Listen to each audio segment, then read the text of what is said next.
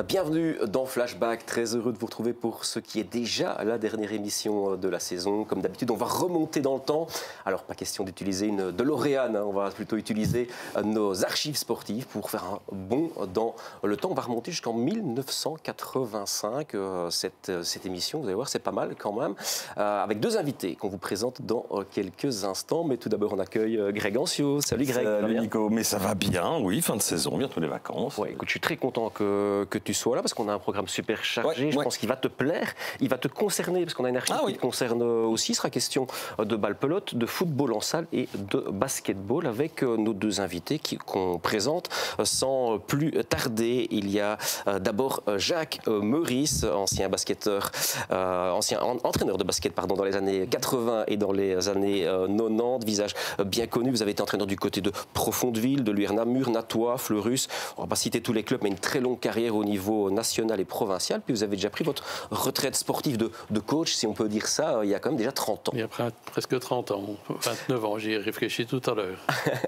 Notre deuxième invité, visage aussi bien connu, impossible de faire court avec des CV pareils. Ancien Victory Lelièvre, ancien joueur de foot en salle, Namur 94, ancien joueur de foot en prairie, Wallonia Namur, Saint-Servais, Nanine, Rhin, Gel-Bressé.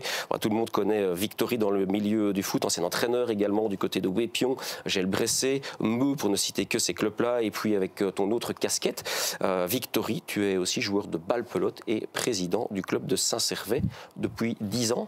Ex-joueur. Ex-joueur. Oui, quand même. J'ai arrêté ma carrière il y a 10 ans quand j'ai repris le club à Saint-Servais en 2015. Ouais.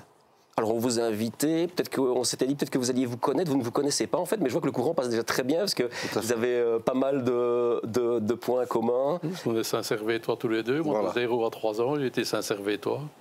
Passion commune pour le sport aussi, d'une manière générale. Et moi à 5 ans, je commençais Place Chapelle, donc voilà. Et Greg, c'est ça aussi l'enjeu de cette émission, c'est que les personnes se rencontrent, puissent discuter. Donc si vous avez une question pour l'un, pour l'autre, n'hésitez pas. Et puis des questions, vous en aurez aussi peut-être via les réseaux sociaux. Oui, effectivement, vous nous suivez sur Facebook via la page Bouquet Sport. Vous n'hésitez pas sous la vidéo à taper vos commentaires, vos questions, vos souvenirs peut-être aussi avec Jacques ou avec Victory ou avec des équipes en tout cas qu'ils ont coachées ou dans lesquelles ils ont joué. Vous n'hésitez pas tout simplement à leur faire un petit coucou. Je reçois les commentaires sur mon GSM, bientôt sur la tablette. On a un petit souci de batterie de tablette, mais une question de minutes. Et on les répercutera évidemment à l'antenne. Bon, on va commencer par nos archives les plus anciennes. Jacques, je me tourne vers vous. Je suis le plus ancien des deux, en effet. Je pense. On va remonter en 1985. Ouais. Un temps que les moins de 20 ans, pour paraphraser un célèbre chanteur, ne peuvent pas connaître. Même les moins de 40. Oui, même les moins de 40. Bon, Jacques, 1985, entraîneur de basket. Tu as démarré ta carrière dans le début des années 80 ? Oh oui, déjà avant. En 76, je crois. En 76, j'ai commencé à entraîner Marzi, en première provinciale. Alors là, ici, les images qu'on a retrouvées, on est en 1985. Tu sais quelle image on va diffuser? Tu peux nous réexpliquer un peu le contexte? C'est probablement l'UR Namur. L'UR Namur, j'ai commencé à entraîner, on était en division 3. On a fait une saison tout à fait respectable. On a terminé la saison en deuxième position, avec une possibilité de monter ici, des situations à l'étage supérieur se confirmaient.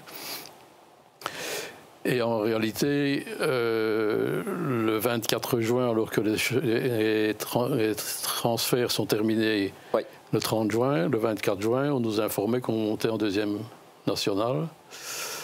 Lors de la saison 85-86. C'est celle-là, oui. Et c'est ces images qu'on va rediffuser. Une saison qui s'annonce difficile, parce que vous n'avez pas eu l'occasion de faire tous les transferts possibles. Et la saison ne démarre pas bien, puisqu'il démarre par des défaites. Et les équipes de Canal C, à l'époque, étaient venues vous rencontrer. On va découvrir les images sans plus tarder. Et le reportage, il est signé par Paul Piret, à l'époque. Regardez. Monté cette année en Division 2 après bien des péripéties, l'UR Namur recevait Arscott hier matin au l'Octave Henry. 4 matchs, 4 défaites, c'est le maigre bilan des Namurois en ce début de championnat. Et ceux-ci comptaient bien sur la venue de l'équipe d'Arscott en principe à leur portée pour empocher une première victoire. Quasi d'emblée, Namur, tout en bleu, va adopter un système de défense très rigoureux, avec des blocs sur Van Lint et sur Grossman, le numéro 7, dont le shot est redoutable. Si l'UR fait jeu égal en première période, c'est surtout grâce à Bayo et à Dantine, mais aussi grâce à Joël van der Bemden que nous voyons ici conclure cette belle offensive. À la mi-temps, les Namurois n'ont qu'un point de retard, c'est 39-40. Tous les espoirs sont donc permis en deuxième période, et si Namur semble un peu moins à l'aise, le score sera toujours très équilibré. 51 partout à la 25e, puis 61-60, 4 minutes plus tard. Mais Arscott possède un ailier en toute grande forme en la personne de Van Kalster, le numéro 6, qui en fait voir de toutes les couleurs à la défense de l'UR. Et si l'écart ne se creuse pas vraiment, c'est encore grâce à Bayo et Dantine, les deux poumons de l'équipe namuroise. Une équipe namuroise qui malheureusement va s'effondrer dans les dernières minutes, au grand bonheur d'Arscott qui en profite pour saler l'addition. Score final 78-97. C'est donc une 5e défaite pour l'UR Namur qui s'est bien battu mais qui manque de moyens cette saison. Un manque de moyens annonçant un championnat qui ne sera sûrement pas rose pour les Bleus. Nous avons rencontré l'entraîneur. Jacques Meurice, la saison s'annonce aussi difficile que prévu, si pas plus. Elle est certainement aussi difficile que prévu, pas plus, non, mais aussi difficile que prévu, certainement. 0 points sur 10 n'est pas beaucoup. Comment allez-vous faire pour motiver vos joueurs si jamais vous ne gagnez pas dans l'immédiat? Les joueurs sont toujours motivés. Pour le moment, ils sont certainement déçus de la défaite, comme on est chaque fois déçus d'une défaite. Mais la motivation, on doit toujours rester là, puisque c'était un championnat attendu dans la difficulté prévue. Est-ce qu'il y avait moyen de gagner aujourd'hui? Il y avait moyen de gagner. Nous avons tenu le match 30 minutes. Malheureusement, il y a 40 minutes dans un match. Et c'est le manque d'expérience à ce niveau qui nous a coûté la victoire. J'aime bien les expressions quand même. La saison n'est pas rose pour les Bleus. C'est très bien vu de la part de Paul, qu'on salue d'ailleurs. Et on aura reconnu le Octave Henry, hein. On n'a pas dit, on n'a pas contextualisé. Alors, moi, je l'ai reconnu parce que je l'ai connu à cette époque-là. J'avais 8 ans hein, au moment du reportage. Pas, donc, mais effectivement, il a changé. Je pense que ceux qui le connaissent aujourd'hui, il faut regarder attentivement quand même. Oui, quand même. Bon, Jacques, un petit mot d'avoir revu ces images. C'était pas dans tes heures de gloire, puisque voilà, on voit que l'équipe était un petit peu en difficulté, mais on a d'autres images plus sympas après. Mais peut-être une petite réaction sur ces. Oui, mais c'était un championnat difficile, en effet, puisqu'on avait une équipe qui était faible pour jouer en Division 2. C'était pas attendu. Ce n'était pas souhaité par les dirigeants non plus à ce moment-là, qui hésitaient à devoir investir pour pouvoir jouer en Division 2. Et notre championnat, on l'a fait avec des moyens très limités donc dans l'équipe. Mais on parlait de motivation. On a eu tout le temps, pendant toute la saison, une motivation qui était un peu dirigée contre nos commissaires, qui ne voulaient pas de la montée. Les joueurs l'ont voulu. Vous vouliez prouver au comité que vous étiez... Ouais. Justement, la motivation, et peut-être que Victory peut réagir aussi, quand on est entraîneur et que les défaites s'accumulent et qu'il n'y a pas de victoire qui pointe, comment est-ce qu'on fait pour maintenir cette motivation dans une équipe? Peut-être Jacques d'abord. Une situation un peu particulière. Cette année-là, comme les années précédentes et quelques années plus tard, j'avais instauré le système de visionner personnellement tous mes adversaires avant de les rencontrer. Et j'avais sur chaque adversaire une fiche individuelle avec son nom, sa taille, son poids, sa position sur le terrain, ses qualités, ses faiblesses. Et mes joueurs avaient chacun une fiche concernant 1, 2 ou 3 adversaires. Et ils nous étaient particulièrement motivés à montrer à leur adversaire qu'ils les connaissaient.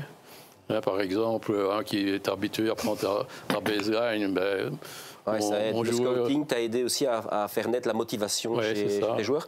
Victory, peut-être un petit mot. Toi, comme entraîneur de foot, tu as aussi connu des moments parfois plus difficiles. Difficiles, oui. Mais moi, ce que je prônais à l'époque, c'était les jeudis. C'était organiser peut-être un petit souper, une petite festivité pour essayer que tout le groupe reste soudé. Parce que si on n'a pas le groupe derrière nous en tant qu'entraîneur, c'est difficile. Donc il fallait absolument que tout le monde soit soudé. Et pour ça, il fallait que tout le monde soit concerné. Donc un petit souper un jeudi soir, ça fait toujours plaisir. Oublier l'enjeu et plutôt prendre le plaisir. Côté plaisir, quoi. C'est ça, voilà. Le travail est important, mais aussi l'amusement.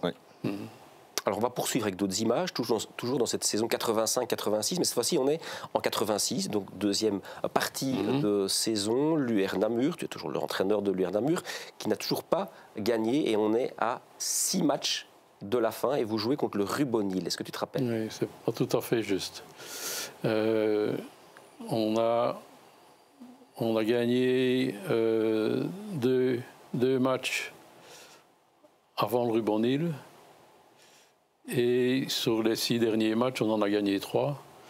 Donc, on n'était pas loin de pouvoir se maintenir quand même. Mais Rubonil, ça n'a pas été notre première victoire de la saison, c'était la 3e. D'accord. Alors, on va écouter le commentaire à l'époque qui a été fait par Philippe Tonneau. Ah ouais. Si tu te rappelles de ces images. Donc, on va découvrir cette première victoire de la saison ou pas. Alors, on va te croire, on va écouter, on débriefe cette archive juste après. Jacques Meurice, Canal C va filmer une victoire aujourd'hui. J'espère bien pour votre venue qu'on va enfin prévoir une victoire dès avant le match et que ça sera concrétisé après le match. Où en êtes-vous pour le moment exactement au classement? Nous sommes derniers, il n'y a personne derrière nous, ça n'aurait pas être plus mal loti. Mais devant nous, il y a 3 équipes à 10 points qui ont 4 points en plus que nous. Il nous reste 6 matchs, donc tout n'est pas fini. Oui, Jacques Meurice y croyait dimanche matin. Ces bleus et jaunes allaient mettre le paquet pour vaincre les Anversois du Rubonil, fort de 22 points au classement de la Division 2, pour 6 seulement aux Namurois. Bien sûr, le Rubonil, à 6 matchs de la fin du championnat, jouait sur du velours. Il n'est plus prétendant au titre et son maintien est assuré. Mais l'équipe flamande était bien décidée à gagner. Jugez-en plutôt. Après 6 minutes de jeu, c'était déjà 13-22 et l'Anversois Van Gestel s'était offert 2 paniers à 3 points. La défense bien organisée du Rubonil empêchait les Namurois de revenir et l'écart se maintenait 18-27 après 8 minutes. À ce moment, les Anversois commettaient leur 7e faute et devaient se montrer moins agressifs. Namur renversait alors superbement la vapeur et s'envolait en 4 minutes à 32-27, grâce entre autres à ce splendide panier à 3 points réussi par Gilbert Bayot. Le match s'équilibrait jusqu'à la mi-temps, atteinte sur le score de 48-44. Dès la reprise, Michel Clément et les siens infligèrent un 12-2 cinglant au Rubonil, où Van Gestel et Woyts, comptant déjà 4 fautes, se faisaient de plus en plus rares. Score à la 5e minute, 60-46. Tout ce qu'allait tenter encore le coach flamand devait à ce moment échouer face à la détermination sans faille des Dondois Duchamp, Van der Bemden, Clément, William, André, Dantine, Gillet et Bayot. Toute l'équipe vraiment acheva le match avec beaucoup de calme et de concentration, malgré un arbitrage parfois imprécis. Score final 83-75. Namur, en 8 jours, a pris autant de points que pendant tout le reste du championnat. Grivnier, Arscott et Rungster n'ont plus qu'à bien se tenir.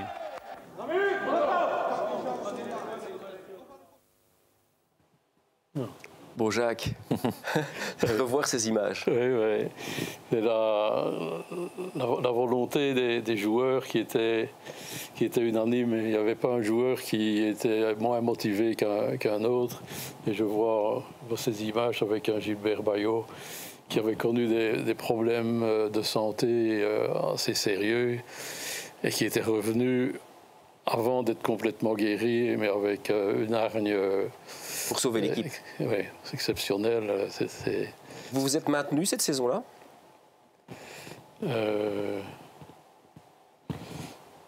Donc on est première année en Division 3, deuxième année en Division 2, on est redescendu, et on est revenu en Division 3 l'année suivante. Donc 3-2. 3-2-3. C'était quoi ton style de jeu? J'ai l'impression un jeu résolument de passe volontairement, de passe, d'overpass, d'extra passe comme on dit, inside outside. C'était ça la volonté de ton coaching, c'était ta vision du jeu. Mais c'était très collective. En effet, par rapport au jeu actuel, notre façon de jouer, c'était plus un jeu placé. C'est ça. Avec la balle qui se déplaçait plus que les joueurs. C'est ça. Et avec des systèmes qui étaient à ce niveau-là, donc c'était un jeu placé. Pourquoi? Parce que tu n'avais pas d'individualité dans l'équipe pour faire la différence, ou parce que justement tu ne souhaitais pas faire le jeu d'une ou deux individualités? On sait qu'il y a des meneurs. Oui, c'était plus la collectivité que l'individualité qui existait. Chaque joueur offensivement avait ses qualités, et notre jeu consistait à, après quelques secondes ou quelques dizaines de secondes, à mettre le joueur en place, à sa place idéale, soit un shotter, soit en dessous de l'anneau pour réaliser. Mais tout ça se faisait avec peu, on va dire relativement peu de dribble, mais plus de passes que de dribble. C'est ça. Ce qu'on appelle à l'époque le passing game. Oui. Alors là, tu viens de parler un peu de tactique, mais psychologiquement, si tu devais regarder un petit peu dans le rétroviseur, tu étais quel type d'entraîneur, hein? Un gueulard, un meneur d'hommes, quelqu'un plutôt de très calme pour faire passer ton message? Comment tu te décrirais? Non, plutôt un meneur d'hommes, pas toujours très calme. On le voit sur les images d'ailleurs. Je me rappelle que dans certaines circonstances, j'enlevais mon veston, je le tapais par terre. C'était plutôt pour influencer un peu l'arbitrage aussi et faire monter l'ambiance dans le public. Mais pour le reste, on aimait bien aussi avoir de l'humour, surtout en dehors du terrain, avant, après, au troisième mi-temps, quatrième mi-temps. C'était un peu notre façon de décompresser aussi. C'était pas mal de rigolade. Victory aussi, il pouvait aussi parfois être dur sur le bord du terrain. Je le dis gentiment. Hein, non, mais c'est vrai qu'en tant qu'entraîneur, c'est vrai que des fois, si c'est pour rester là et ne rien dire et rester calme, quand, je vais dire, les joueurs ne mettent pas en place ce qu'on nous on aimerait bien, bah alors ça ne sert à rien d'être entraîneur. Pourtant, il y a des coachs comme ça. Il y a des coachs qui restent très calmes. Ils sont rares. Allez, Zidane, je prends Zidane quand je le voyais coacher. C'était un gars qui ne disait jamais rien. Par contre, quand on prend un autre exemple, Diego Simeone maintenant, je pense que sa chemise, après 2 minutes, sa chemise, elle est trempée tellement il se donne. Donc moi, j'étais plutôt comme Jacques, un entraîneur qui poussait une gueulante quand il fallait gueuler, parce que voilà, si les joueurs ne respectaient pas les consignes, alors ça ne servait à rien d'être entraîneur. Oh, puisque ce n'est pas aussi une manière de garder l'influx. L'influx, la concentration de la part des joueurs sur le terrain, le fait de fouetter de temps en temps le match au pied du bord du terrain, c'est aussi garder cet influx, au niveau de l'équipe. Et en arrière-pensée, faire un peu du spectacle aussi. Faire un peu de spectacle sur le terrain, spectacle un peu au bord du terrain. Quand le public et les supporters sont là, si vous vous activez, ils vont vous encourager et ça donne une orientation à... Puis bien sûr, ça laisse le banc en alerte aussi, hein, quelque part. Jacques, après avoir été à l'UR Namur, tu as voyagé un peu, tu as roulé ta bosse, tu as été entendu du côté de Fleurus, où à un moment dans ta carrière, on t'a proposé de devenir entraîneur en Division 1 nationale.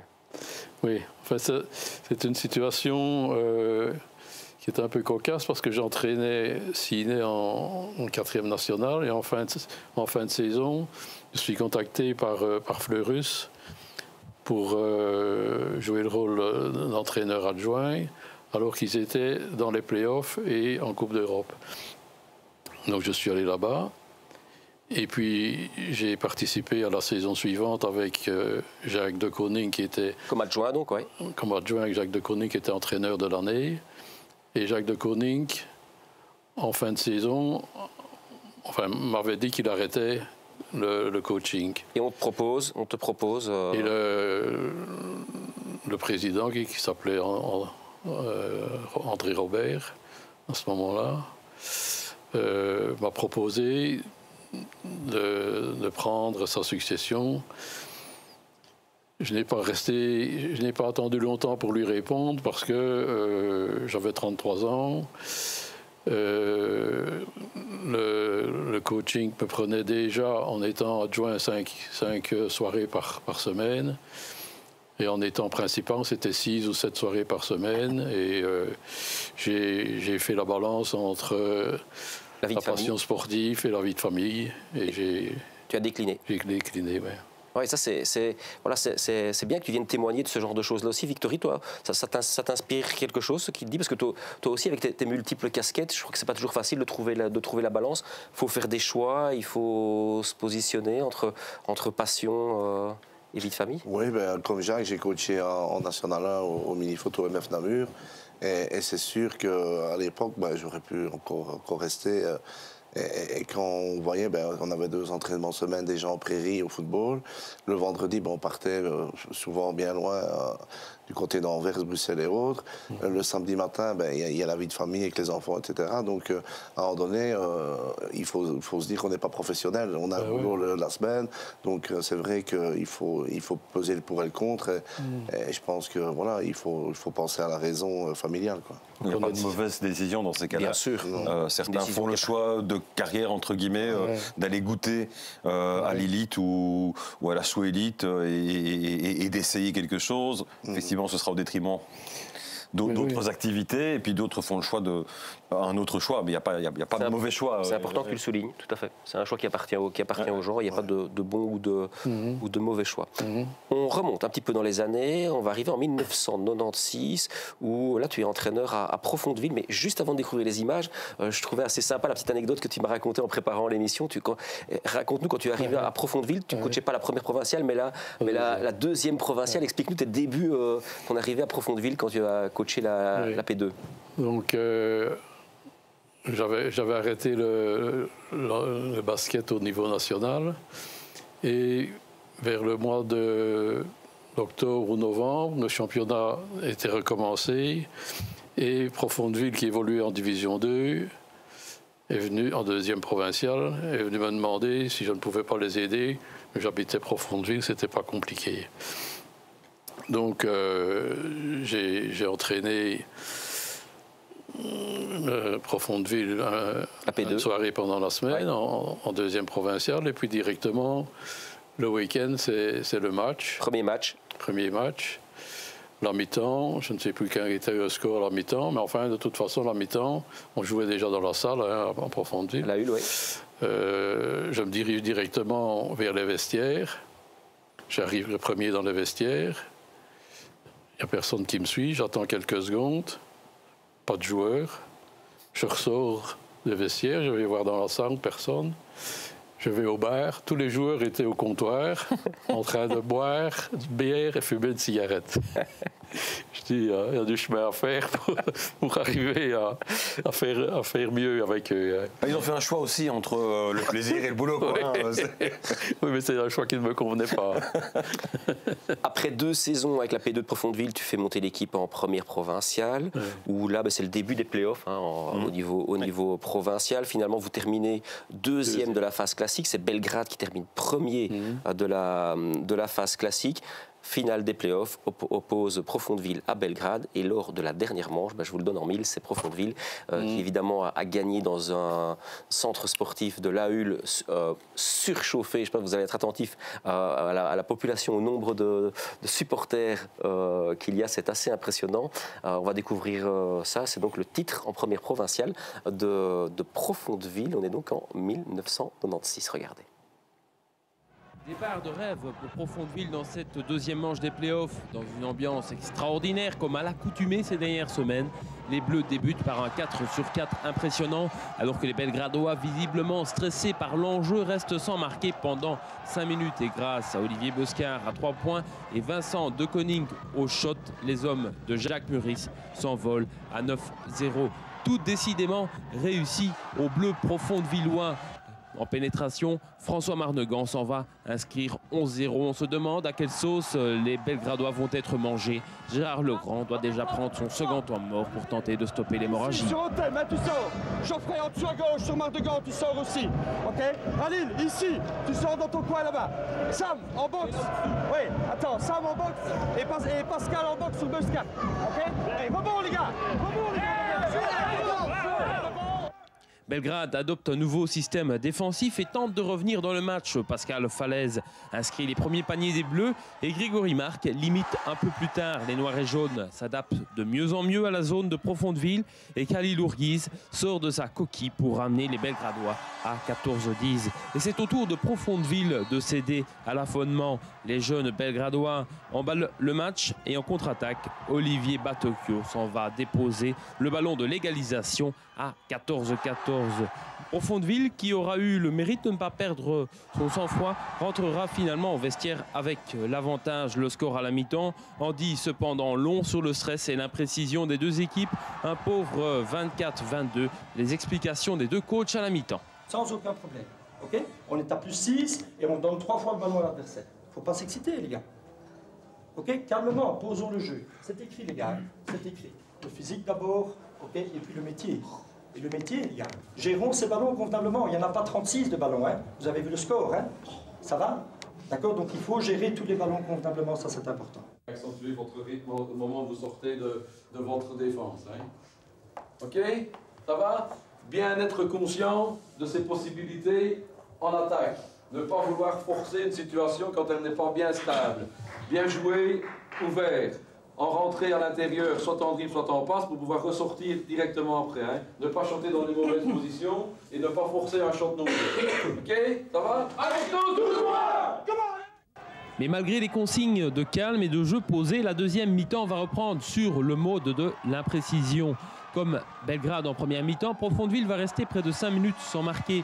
Mais les Noirs et Jaunes ne font pas beaucoup mieux, même s'ils reprennent l'avantage grâce à Olivier Batocchio à 24-25. 2 paniers à 3 points Profondevillois vont alors faire très mal. Le premier d'Olivier Beuscar esselé et le second sur l'attaque suivante par Philippe Autem, excellent à la distribution.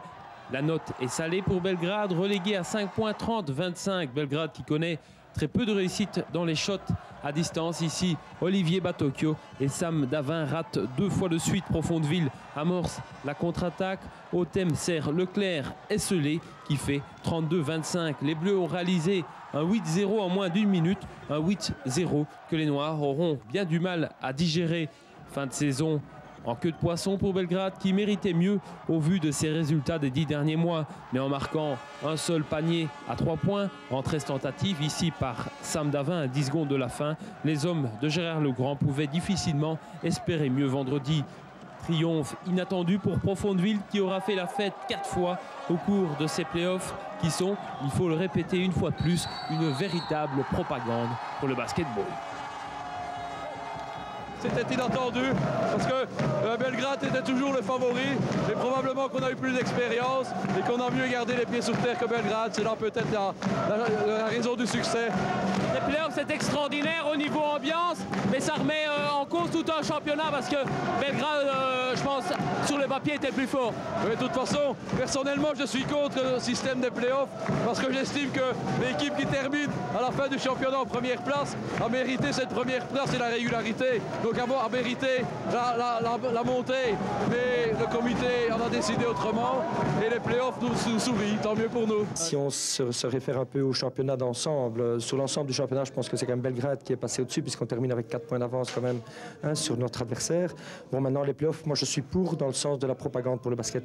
Je crois que c'est surtout ça et ça reste en fait mon point de vue uniquement, même si nous sommes battus aujourd'hui, même si c'est dur pour tout le monde.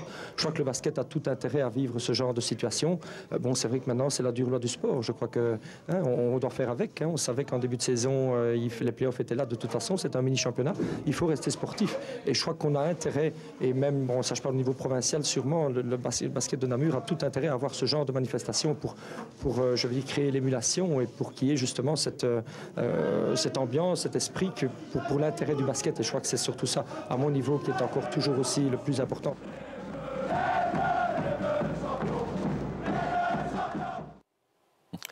Quelle soirée! Je n'ai plus jamais retrouvé mes lunettes, moi, depuis. Mais Gérard, c'est un gentleman. Hein. Je l'ai connu, je l'ai coaché quand il était joueur en Nantois. C'était déjà un type bien et il a toujours été. Bon, alors revoir ces images, on parlait de moments plus difficiles dans la carrière d'un entraîneur. Là, ici, c'est magnifique, c'est le top du top. Les supporters, l'envahissement de terrain, la saison se termine en apothéose. À domicile. À domicile. Oui. Oui, tes souvenirs de cette époque-là et du président aussi? Mais oui, on a connu là-bas, à Profondeville, un président qui était foot basket, comme on en a connu d'autres à Nantois, à Fleurus, à Ciné aussi. Jean-Pierre Delop. Hein. Jean-Pierre Delop. Le Pen. Le Pen, son surnom c'était Le Pen. Il motivait l'équipe, le club, la région à lui seul. Il allait par exemple chercher des sponsors à 20 € chez le boucher, comme à 2000 € à la loterie. Et il était persuadé que toutes les heures qui passaient, c'était favorable au basket. Donc lui a donné une impulsion à cette équipe, à ce championnat. Et alors les joueurs qui étaient des joueurs locaux et des joueurs qui venaient de l'extérieur ont fait une équipe soudée. Et encore une fois, comme on le dit, on n'était pas favoris, on ne voulait pas des playoffs, on a participé aux playoffs, on s'est révélé dans les playoffs et on est passé au-dessus de l'équipe qui méritait le plus de monter. Tu as profité finalement du système dont tu ne voulais pas pour être champion. Ouais. Ça, c'est incroyable. Tu as toujours le même avis sur les playoffs au jour d'aujourd'hui qu'en 96? C'était la première année, comme tu disais, Nico, la première année du... Ou une des premières années, en tout cas. Du système playoff. Pas la première. Tu as toujours le même avis? Partagé parce que le sport, c'est le meilleur qui gagne. Mais le spectacle et l'attirance de ces événements-là profite au basket en général. Généralement, les playoffs, c'est une vraie propagande pour le sport. On le voit aussi d'ailleurs dans le football. Dans le football au niveau pro. C'est généralement les matchs les plus importants de l'année et généralement de très très bonnes rencontres. Donc ça ne fait toujours pas l'unanimité, puisqu'au foot en Division 1, ils arrêtent les playoffs. Donc il y a toujours cette... Mais c'est plus naturel en basket peut-être. C'était calqué, on le rappelle, sur la NBA qui avait lancé ces matchs. On le voit aussi en NBA chaque année, les playoffs, que ce soit de conférence ou les playoffs nationaux, sont extraordinaires. Encore cette année avec deux Belges primés, un kiné et un joueur, kiné en donné d'ailleurs, le frère Moniquet. C'est souvent le cas aussi, pour avoir couvert de très nombreuses fins de saison, de très nombreux playoffs de P1. On s'amuse quand même. Oui, mais c'est toujours spectaculaire, plein d'indécision, plein de stress. Ça c'est le stress aussi. C'est le stress et la pression que ça génère aussi chez les équipes qui doivent à un moment... assumer leur statut intrinsèquement, sortir du bois, ne pas se cacher. La régularité, c'est bien beau, mais est-ce qu'on est suffisamment fort pour ne pas se faire bousculer sur un soir? Tu es à 4 matchs d'un titre, entre 4 et 6 matchs d'un titre, ou de la perte d'une saison. Enfin, voilà. Et puis, c'est rentable aussi pour les clubs qui y participent. Bon, Jacques, les années qui ont suivi, tu étais presque pensionné du basket. Je pense que tu as été entraîné encore du côté de Belgrade après, puis tu as clôturé, tu as dit stop pour ta passion. Tu avais fait un peu le tour de tout ce que tu avais envie de faire. Si je te demandais de regarder dans le rétroviseur, qu'est-ce que ça t'a apporté toutes ces années en tant qu'entraîneur de basket? Qu'est-ce que tu as envie d'en retenir ou de transmettre ou de dire aux gens par rapport à toutes ces années? C'était la passion. La passion et... on pensait à ça 30 heures par semaine. Et il y a eu un moment où c'est complètement déraisonnable quand on y pense maintenant. Mais il y a un moment où j'ai dit à mes joueurs dans le vestiaire, le basket est la chose la plus importante dans votre vie. Et je crois que je mettais le doute chez eux. C'était peut-être vrai. C'est complètement déraisonnable. Parce que c'est quelque chose d'agréable. Jusqu'où la passion et l'intensité de la passion peut mener à voir ça. Il y a une autre citation qui dit que le sport est la chose la plus importante parmi les choses qui n'ont pas d'importance. Oui, exactement. C'est bien ça, en effet. Allez, bon, on va passer à un autre chapitre. On va remonter un petit peu quelques années plus loin, puis on va s'intéresser aussi à Victory. Victory, on a retrouvé des images de Namur 94, club de football en salle. On est en 2001. Est-ce que d'abord tu peux nous représenter un petit peu le club de Namur 94 qui n'existe plus? Namur 94, c'est une longue page de ma vie parce que je suis resté 13 ans.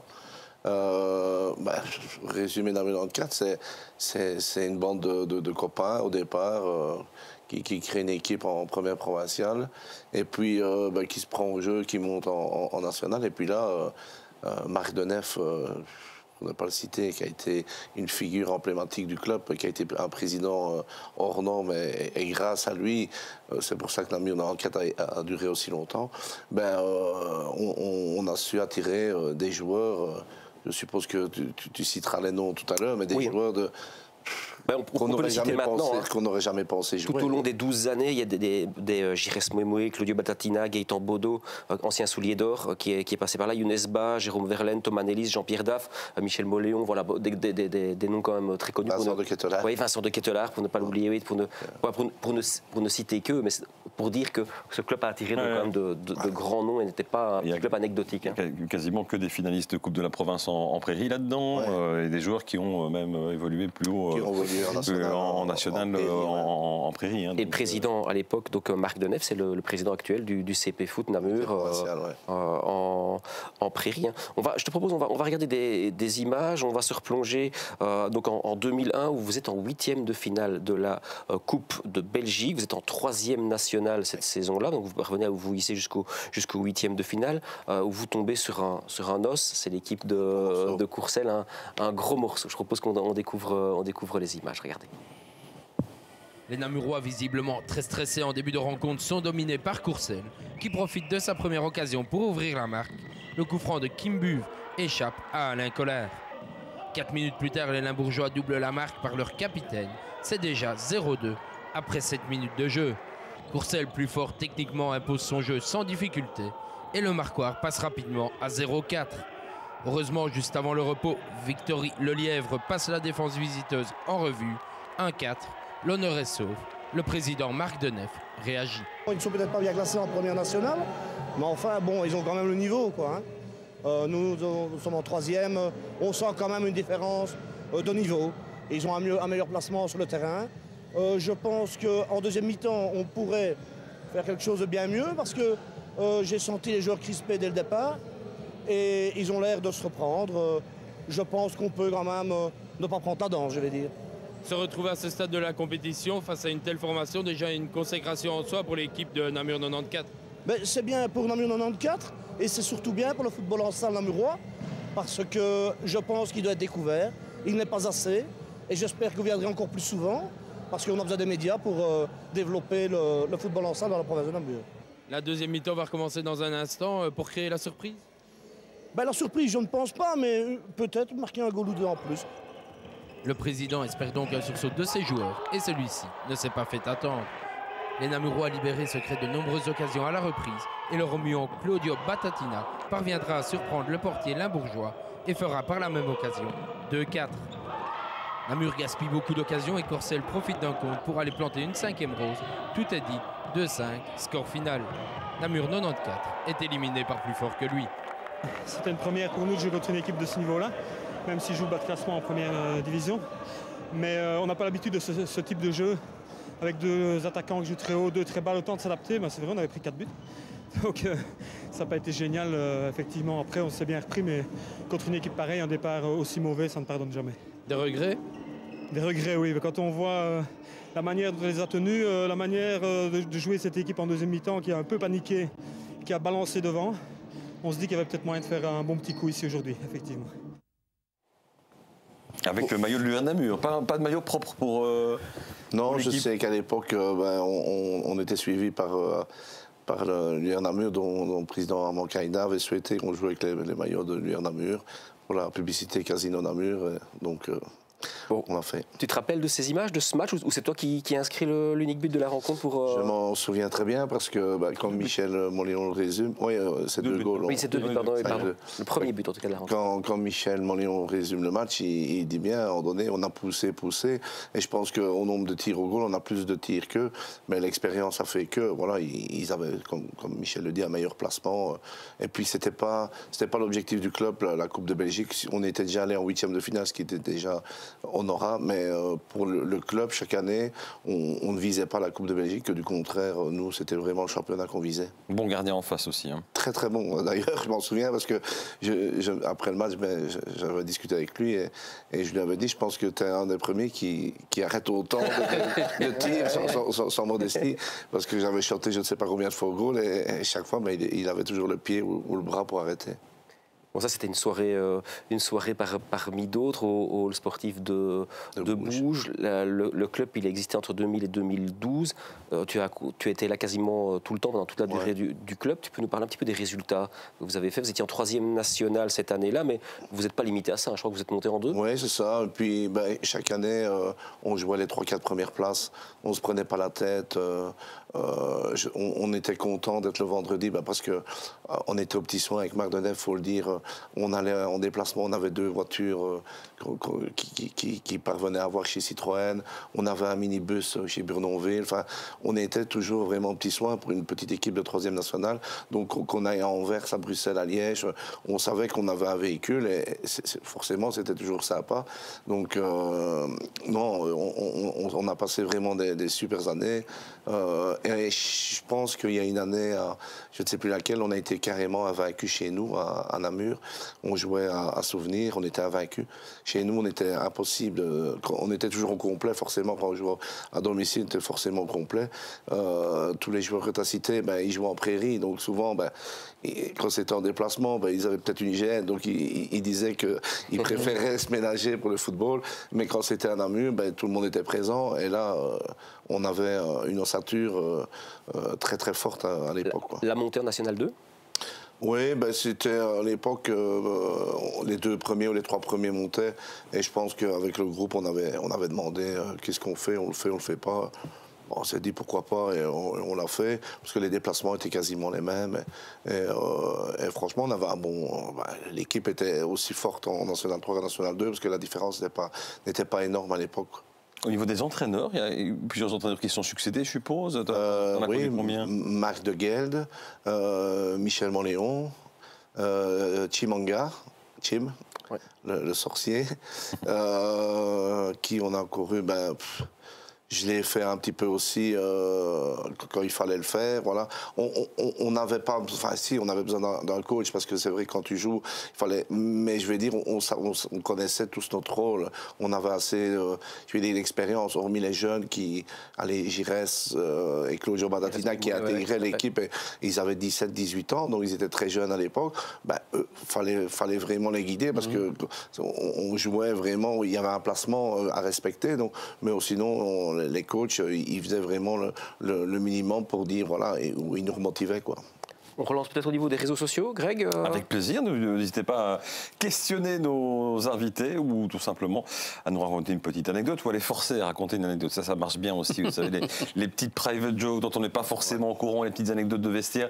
N'hésitez pas, c'est juste sous la vidéo, un petit commentaire, une petite question. On reçoit ça ici en plateau. On fera un plaisir de transmettre ces questions à Victory ou à Jacques.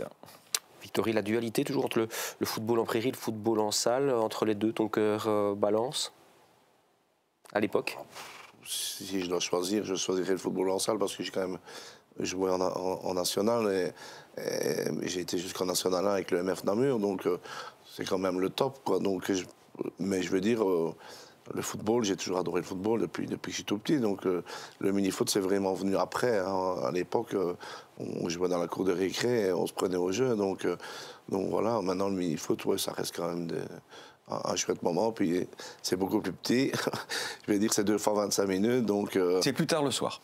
C'est plus tard le soir, oui, mais enfin... Le festif, non, pas forcément. Non, le football, ça reste quand même très festif le jeudi, le dimanche ou le samedi soir, non. Tiens, à l'époque, parce que tous les joueurs sont des joueurs prairie qui sur le magnéto. Ouais. On sait qu'aujourd'hui, il y a beaucoup de coachs qui interdisent ou en tout cas qui limitent ou tentent de limiter leurs joueurs prairie. À l'époque, c'était quelque chose de plus admis? Ou il fallait quand même encore se battre Non, je me souviens, Jérôme Verlaine qui a joué avec moi. À l'époque, jouait à Meux. Et je pense que... Je ne sais plus qui était entraîneur de moi à l'époque, mais il fallait absolument qu'on essaye de ne pas le mettre en photo, de ne pas mettre son nom. Ah oui. Ouais. Thomas Nélis aussi a joué avec nous. Ouais, c'était en Stoum. Il jouait à l'Olympique, même chose. Il fallait faire attention. Bon, je peux comprendre parce que je vais dire au football, peut-être qu'il y a des contrats, il y a peut-être et qu'il faut pas faire attention de ne pas se blesser. Ouais. Tandis qu'au mini-foot, voilà, ça reste un loisir, un hobby, quoi. Donc. Et tu arrivais à combiner ça, quelques années en parallèle avec, on va maintenant parler de ta deuxième casquette, ta deuxième passion. Deuxième vie. Avec ta deuxième vie, avec la balle pelote à Saint-Servais. Comment est-ce qu'elle est arrivée, la balle pelote? Non, en fait, j'ai toujours joué à la balle pelote depuis l'âge de 5 ans. J'en parlais avec Jacques, j'ai commencé Place Chapelle à Saint-Servais à l'âge de 5 ans. Donc, j'ai toujours joué à la balle pelote. Donc, heureusement, la balle pelote commence quand le football est terminé. Ouais. Donc, ainsi que le mini-foot. Donc, les deux saisons se chevauchent. Juste un match ou deux en fin de saison. Si on joue le titre ou les playoffs, forcément, il y a peut-être un match qu'on rate. Mais sinon, la balle pelote, c'est fini au mois de septembre. Donc, heureusement, on n'a jamais eu de souci avec ça, par contre. Alors, comment est-ce que tu arrives à la balle pelote et ton parcours dans la balle pelote les premières années? Comme je l'ai dit, j'ai été voir Saint-Servais à l'époque, Place Chapelle, où il y avait plus de 2500 personnes. J'ai été impressionné par ce sport qui, voilà, on l'oublie, mais je vais dire, à l'époque, c'était un sport qui ramenait beaucoup de personnes autour du jeu de balle. Il n'y avait pas de paddle à l'époque, il n'y avait pas de hockey, il n'y avait pas... Donc tout le monde à Saint-Servais, tout le club, tout le village était présent.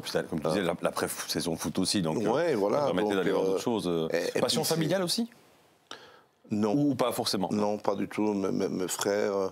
si j'en ai un qui joue encore, mais je veux dire... Mais à l'époque, c'était pas... Non. Vous n'allez pas voir forcément en famille, c'était pas le truc du dimanche après-midi? Non. Je pense que c'était à l'époque, je suivais des copains, et puis un jour, on m'a demandé pour jouer, et puis... je me suis pris au jeu. T'as livré une première fois? T'as livré haute une première fois? Non, pas haute, pas à ce moment-là. J'ai mis le gant, et puis voilà. Donc, j'ai fait tout mon parcours jusqu'en 2015. Où on va découvrir des images en 2015, où c'est l'année où tu es... Je reprends le club, oui. Mais tu étais toujours joueur à l'époque, en 2015, on va le voir sur les images. On va d'abord revenir en juillet 2015, où le club de Saint-Servais organise la Coupe de Wallonie. C'est un des gros événements, la Coupe de Wallonie. Vous nous situez un petit peu. Vous étiez champion de Belgique cette année-là et vous organisez la Coupe de Wallonie. Oui, donc on est champion de Belgique après la Coupe de Wallonie. Donc c'était les 4 meilleures équipes de promotion qui étaient invitées, donc de chaque série, et on a eu la chance de l'organiser chez nous. Malheureusement, on n'a pas gagné parce qu'à cette époque, il y avait un extraterrestre qui jouait, donc Tanguy Métayer, pour ne pas le citer, qui joue à Turin actuellement et qui est le nouveau Benjamin Doki. Il ne faut pas se cacher. Il va être grand d'or, à mon avis, pendant des années. Donc on est tombé sur lui, qui était monstrueux. Mais par contre, on a pris notre revanche en finale de Coupe du championnat de Belgique. On a été champion de Belgique, donc à choisir, je préférais être champion de Belgique que gagner la Coupe. Mais c'était un bon souvenir quand même, parce qu'il y avait énormément de monde, je m'en souviens. Allez, on revient sur cette édition 2015 de la Coupe de Wallonie, avec comme journaliste, on va retrouver le tout jeune Grégory Ancio. Ah, très jeune. Regardez. Cette année, fête nationale rimette avec jeu de balle à Saint-Servais. La Royale Pelote Saint-Servetoise avait l'honneur d'organiser la Coupe Wallonie-Bruxelles de balle pelote. Une coupe honorifique qui se joue entre les 4 meilleures formations de promotion nationale. Et pour Saint-Servais, l'occasion de renouer un peu avec un passé prestigieux. Pour les amateurs de balle qui ne le savent pas, le club a été fondé en 1922. Et il faut savoir que Saint-Servais a le plus grand nombre de titres de champion de Belgique. Donc avec un grand passé, je crois qu'aujourd'hui, il n'y a pas 3000 personnes comme dans Temple à Chapelle, mais je crois qu'on n'est pas loin des 300-400 personnes. Donc ça fait plaisir à voir, honnêtement, ça fait plaisir. Près de 400 personnes réunies autour du ballodrome de la chaussée de Perouet. De mémoire de supporters, on n'avait plus vu cela depuis longtemps. Après la première demi-finale remportée haut la main par Bassili, c'était au tour des Namurois.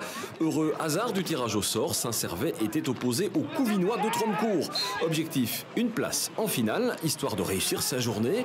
La lutte est disputée jusqu'à 4-3, moment choisi par les Saint-Servetois pour faire le break sur leurs adversaires. Tromcourt ne reviendra plus. Saint-Servais est en finale de la Coupe. Tromcourt a bien joué. Je pense que dans les petits coups, on a été peut-être un peu plus malin qu'eux. Je pense qu'ils ont livré 40 à 2, une balle mauvaise. Et voilà, je pense que nous on a joué dans le jeu. Et à la balle pelote, c'est ce qui compte, quoi. C'est de jouer dans le jeu. Mais je pense que Tromcourt aurait mérité autant que nous, quoi. Ça servait plus régulier dans le jeu et des petites erreurs de l'arbitrage. Bon, maintenant, ça peut arriver à tout le monde de faire des erreurs, mais bon, ça a apporté préjudice au mauvais moment en fait. Donc voilà quoi. Maintenant, on va venir jouer chez des Namurois ici à Saint-Servé, la finale de la Coupe Wallonie-Bruxelles. En soi, c'est déjà une belle réussite dans la saison, j'imagine. Oui, c'est une très belle réussite. Surtout, bon, ici, on est toujours premier, on est toujours en tête du classement. On espère monter en division 3 nationale. Donc voilà, on essaie d'être le mieux possible à chaque week-end. Saint-Servé en finale face à Bassili, ça va être dur, ça va être très très difficile. Est-ce qu'on peut déjà considérer que Saint-Servé a réussi sa coupe? Totalement. Je suis vraiment content de mon équipe pour le moment. Quoi qu'il advienne, on a fait une bonne demi-finale. La finale, ce sera une autre paire de manches parce que Bassili, on savait que c'était le favori, dont en plus avec un champion d'Europe qu'on a été content d'accueillir et d'ailleurs qu'on l'a bien félicité avant la lutte. Non, je pense que ça va être une belle lutte bien disputée. Une lutte qui tournera comme prévu à l'avantage des Hainuyers de Bassili, un avantage très net d'ailleurs puisqu'ils ne feront qu'une bouchée de Saint-Servé en battant leurs hôtes sèchement 0-7. Mais le plus important n'était pas là. Hier, pour la Royal Pelote Saint-Servétoise, le club a réussi son pari de faire revenir du monde autour du ballodrome local. Bon, défaite en finale, mais très bon souvenir. Ah oui, il y avait plus de 400 personnes. En plus, c'était l'année où j'avais repris le club, donc on ne savait pas sur quoi on allait. L'objectif, c'était vraiment allez, en 2015, quand j'ai appris que le président allait mettre la clé sous le paillasson, je me suis dit, je peux pas, parce que j'ai commencé là à l'âge de 6 ans. Donc j'ai dit, je vais reprendre le club. Et j'ai fait venir avec moi des joueurs avec qui j'avais joué les autres années, qui avaient déjà un très bon niveau. Donc on s'est pris au jeu, on a été champion, on est monté en national. Et la suite, on la connaît. Donc c'est un super souvenir. Président, entraîneur, 6e joueur. Je me souviens que ce jour-là, c'était aussi réparateur de frigo. Il amenait la bidoche pour le barbecue. Ouais. Il amène les flux. C'était une journée compliquée. Je ne vais pas dire qu'on a été pris de court, mais quand on a vu le monde qu'il y avait, même avec... j'avais demandé de l'aide à l'époque à Maxime Prévost, parce que je lui ai dit, donc il avait amené des barinadars, on avait des tentes, etc. Mais quand j'ai vu le monde qu'il y avait, je dis, waouh. Donc c'est vrai qu'il a fallu courir un peu à droite à gauche pour aider aux pompes et au barbecue. Je me souviens qu'on avait une très délicate attention parce que Victoria avait réservé une place pour nous, juste devant la buvette du ballodrome. Et Greg, la difficulté de faire venir du monde au bord des terrains, au bord des ballodromes, c'est toujours le cas. Quel regard tu portes avec tes 10 années là, de présidence aussi? Il y a du monde autour des terrains? Chez nous, on en a eu beaucoup, oui. Ça, j'ai pas peur de le dire. On a toujours joué les premiers rôles. Et les fervents, je vais dire, amateurs de balle pelote, c'est ce qu'ils cherchent.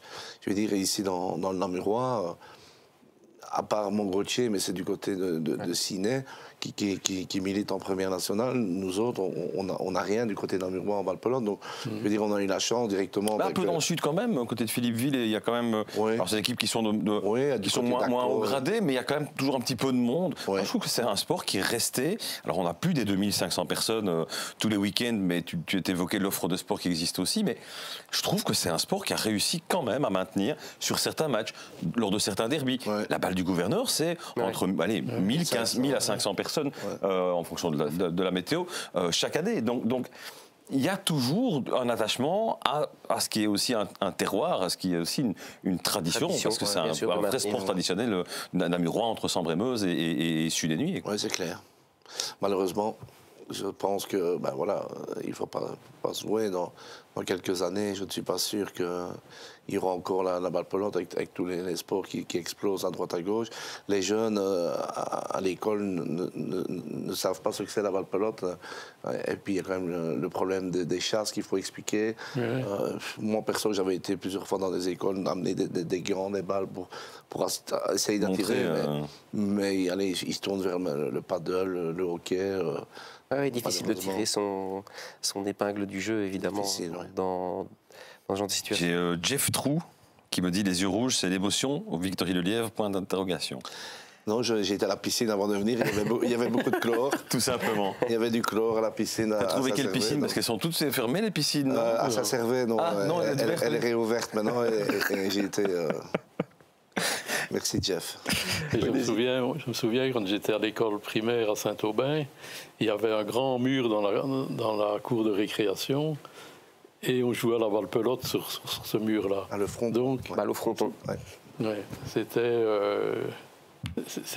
l'occasion de jouer avec une balle-pelote. Et certains venaient avec un gant déjà, alors qu'on avait 10 ans. Ouais. C'est vrai. Mais Victory, justement, Jacques, tu évoques aussi une question. L'offre de sport, comment ça se passe pour le recrutement des jeunes aujourd'hui? J'aime bien que vous aviez lancé une filière jeune à Saint-Servais il y a quelques années. Vous aviez aussi ouvert aux dames. Est-ce qu'il n'y a pas une équipe d'hommes un projet qui... Il y a des équipes, mais allez, il y en a peut-être 3 ou 4 en Belgique. Des dames. Ouais. Mais au niveau du recrutement chez les jeunes, est-ce que la balle-pelote fonctionne? Il y a une dizaine, une quinzaine d'années, la fédération a mis sur place le One Wall pour pouvoir, pendant la saison d'hiver, occuper les jeunes dans les salles avec toujours ce principe de jeu de paume, de jeu de balle. Tu arrives à recruter, les clubs du manière générale arrivent à recruter des plus jeunes, des gamins de 6 ans et les amener là? En fait, c'est souvent les enfants des enfants, les enfants des tontons, des grands-pères. Il n'y a pas un championnat chez les jeunes? Si, bien évidemment. Il y a les U13, U10, U16, U19. Mais je vais dire, dans le Namurois, maintenant, il y a Saint-Denis qui a créé deux équipes, mais sinon, il n'y a plus d'équipes. Moi, pendant 4 ans, on avait 2 équipes aussi chez nous, mais malheureusement, après un certain âge, soit ils choisissent autre chose, ou soit ils sont plus mordus comme avant. Donc, voilà. Pourtant, il y a plein de gens. Joël Mercier, pour ne pas le citer, qui habite Floref, il fait un stage chaque année au mois de juillet, où ça rencontre un succès de malade, parce qu'il est obligé de dire on a trop d'enfants, et je pense qu'il y a plus de 80 enfants qui viennent à l'abbaye de Floref pendant une semaine faire un stage, avec des joueurs tels que Nicolas Nantel, qui était grandeur, qui vient aussi, Benjamin Dokir est venu pour montrer que voilà, il faut continuer. Mais c'est sûr, c'est très difficile, très difficile. Pourtant, ça ne coûte rien. Au football, quand je vois ma fille qui évolue à Loyers, les cotisations qu'on doit payer, les chaussures, ici... Une paire de baskets et un gant. Oui, et le gant, généralement, c'est des petits gants que le club offre et qui coûtent 50 €. Donc voilà, il n'y a pas de cotisation. Chez nous, c'est gratuit, quoi. Il n'y a pas de cotisation? Non, c'est gratuit. Donc je veux dire, les gens qui pensent que... non, c'est totalement gratuit. Donc, Et les règles, c'est pas si difficile. Je vous invite à aller chercher sur YouTube. Il y a une vidéo qui a été faite il y a déjà un petit temps. Je ne sais plus par qui, mais si vous tapez balle-pelote, règles, et vous mettez peut-être Playmobil, parce que il fait ça avec des petits Playmobil. Tu as déjà vu la vidéo sur YouTube. C'est super bien fait avec le vocabulaire. C'est montré en images. C'est hyper éclairant. Enfin voilà. On peut peut-être poster la vidéo dans le chat si on la retrouve. Je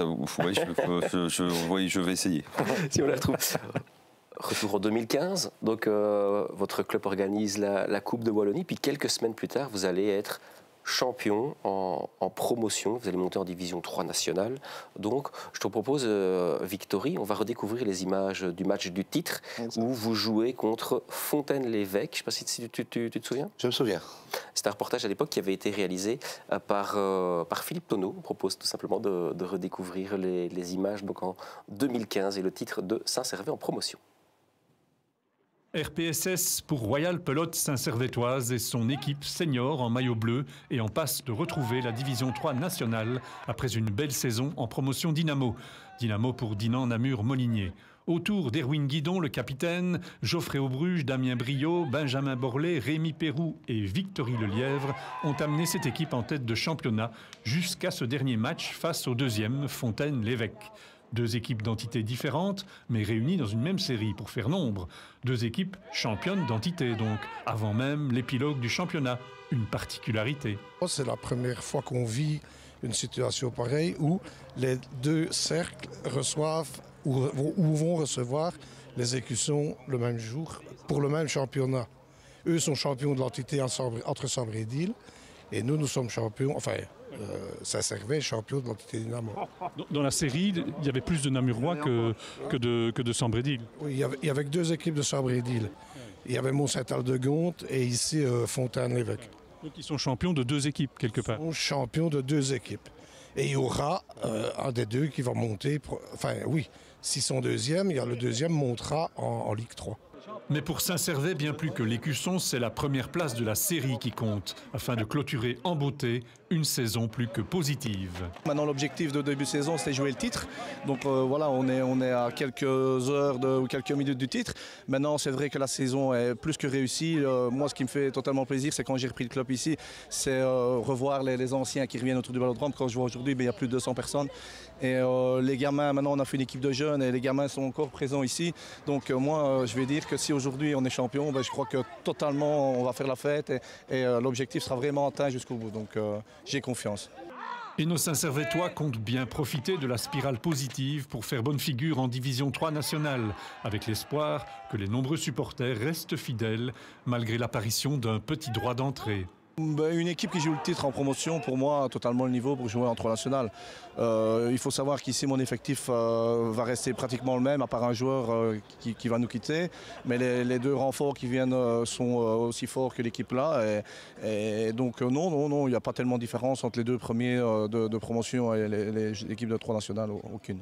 Vous disiez qu'il faudrait payer en Division 3. Combien va payer un supporter pour rentrer l'année prochaine? 5 €. 5 €, ça c'est le prix affiché. Et puis je vais dire, c'est pas nous autres qui établissons ce prix-là, c'est la fédération. La lutte de ce samedi ne s'annonçait pas trop piégeuse pour des Saint-Servetois déjà vainqueurs, 3-13 à l'aller. L'équation était donc toute simple, prendre au moins les 2 ou les 3 points de la victoire.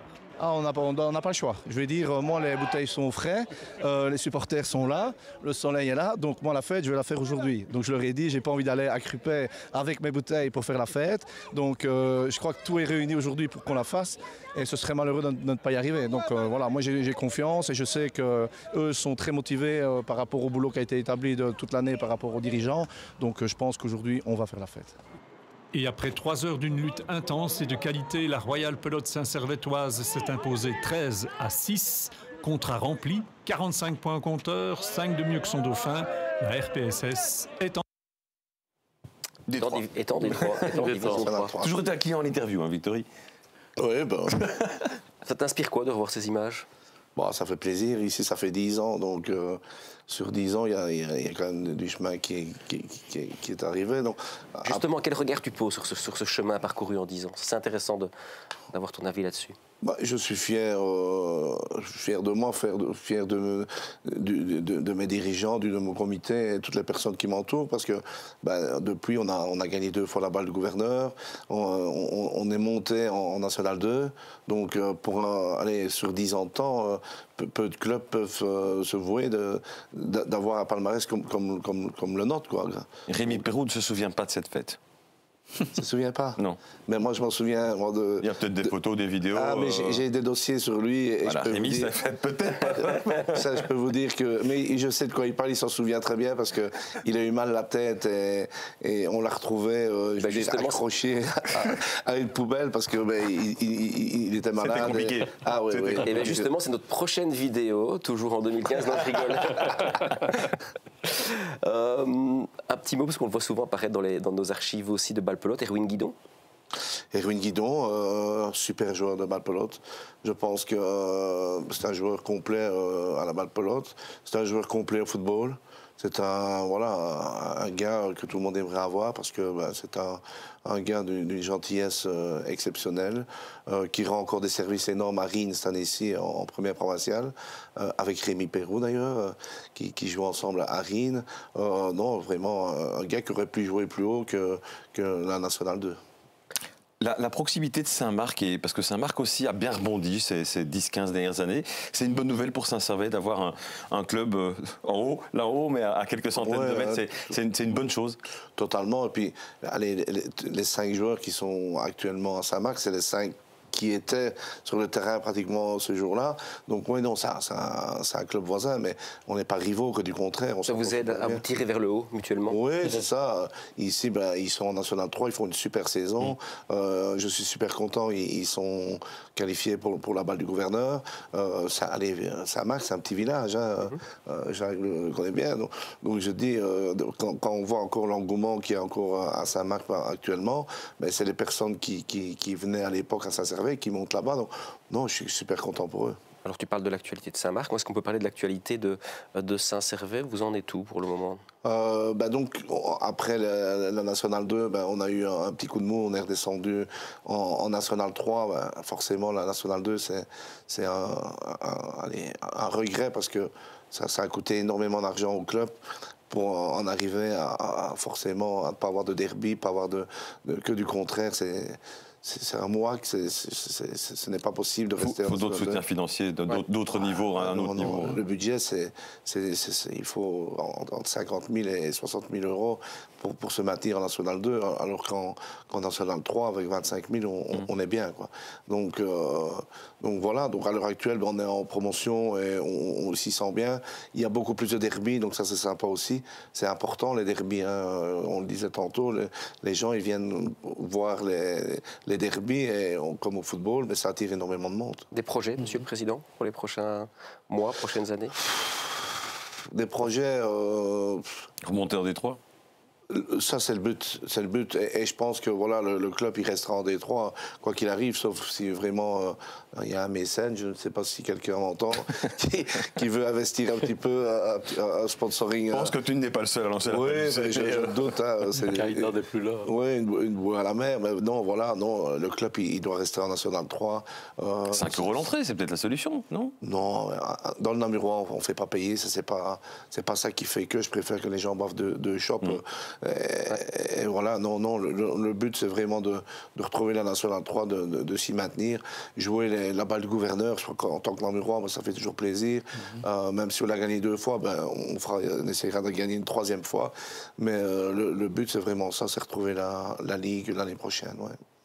Allez, je vais me tourner vers Jacques, peut-être pour le mot de la fin. On parle de toi aussi et de ta passion pour le basket, parce que la passion, le basket fait toujours partie de ta vie actuellement. Tout à fait, accessoirement, puisque je fais partie du comité du conseil d'appel au niveau de la WBB, mais ça nous prend 2 soirées par mois. Mais pour le reste, je suis un peu dépassé par l'actualité du basket. Enfin, j'ai encore regardé les filles. Oui, j'allais dire, tu regardes encore quand même régulièrement des matchs quand même internationaux. Quand même. Mais je ne suis plus un club régulièrement, je suis plus supporter d'un club. Ça serait peut-être mal vu d'être supporter d'un club quand on est... dans les instances de la WBB. Oui, au niveau de la justice de la WBB. Donc plutôt les Cats et les Lions au niveau international, quoi. Oui, oui. Mais quand même, certains matchs de la NBA... C'est quand même le spectacle total à ce niveau-là. Allez, on est arrivé, Greg, quasiment à la fin de cette émission. J'ai posté le lien de la fameuse vidéo. Ça s'appelle la balle pelote pas à pas, ou les règles de la balle pelote pas à pas. Enfin, je l'ai posté dans le chat, on pourra dans le chat, vous pouvez aller cliquer dessus. C'est quand même difficile de choisir l'endroit de la chasse. Oui. C'est vraiment la petite particularité. Quand j'étais gamin, il y avait un club de balle-pelote à Sadzine qui jouait sur la place, qu'on appelle la place Reikmans maintenant. Ah ouais. Et alors, on demandait aux gamins qui avaient 5-6 ans de poser des chasses. Et en récompense, on recevait une balle-pelote à la fin du match. Mais on me disait, la chasse là, et puis il y avait une autre personne qui me disait, la chasse là, et je la remettais là, et puis il fallait la remettre là, voilà. Et alors, on était gamins et on était craintifs de la mettre au bon endroit parce que personne n'était jamais d'accord. La pression du public sur la chasse, ça c'est sûr que... C'est clair. Allez, merci messieurs, on est arrivé au bout de cette émission. Victory, merci. Merci à vous. Présence, bonne continuation. Jacques, merci d'être venu témoigner, découvrir ces images. Souvenir, hein, bien agréable. C'était un réel plaisir de se retrouver. Greg, on se dit à dans 2 mois, parce que oui, c'est la fin de la saison. C'est les vacances, on va profiter aussi un petit peu. Hein. Normal. Oui, on se retrouve avec plaisir. Début septembre. Juste peut-être vous rappeler si vous souhaitez nous contacter. On a une adresse email flashback@bouquet.media. On marque donc une courte trêve, comme l'ensemble des sportifs. On se retrouve au mois de septembre pour découvrir des nouvelles pépites et des nouvelles archives. Merci d'avoir été avec nous et de votre fidélité tout au long de cette saison. Au revoir, portez-vous bien.